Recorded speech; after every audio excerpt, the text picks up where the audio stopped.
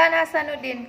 Beliau lahir di Makassar tanggal 12 Januari tahun 1631 dan wafat tanggal 12 Juni tahun 1670.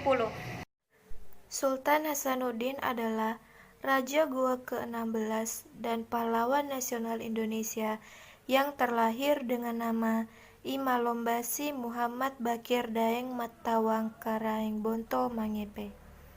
Setelah memeluk agama Islam, ia mendapat tambahan gelar Sultan Hasanuddin Tumenangaribala Pangkana. Hanya saja lebih dikenal dengan Sultan Hasanuddin. Oleh Belanda, ia dijuluki sebagai ayam jantan dari timur atau dalam bahasa Belanda disebut De Hak van de Oosten karena keberaniannya melawan penjajah Belanda. Beliau diangkat menjadi Sultan ke-6 Kerajaan Goa dalam usia 24 tahun pada tahun 1655.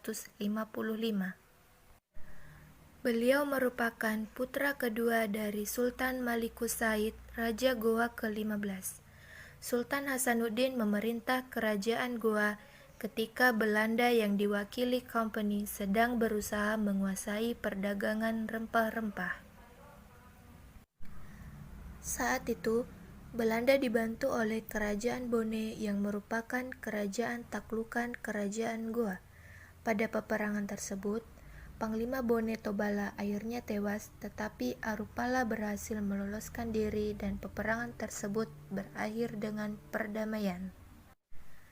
Sultan Hasanuddin akhirnya terdesak dan akhirnya sepakat untuk menandatangani perjanjian paling terkenal, yaitu Perjanjian Bungaya pada tanggal 18 November tahun 1667.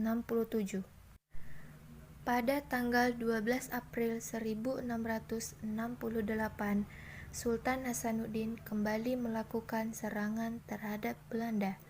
Namun, karena Belanda sudah kuat, maka Benteng Sombaopu yang merupakan pertahanan terakhir Kerajaan Goa berhasil dikuasai Belanda.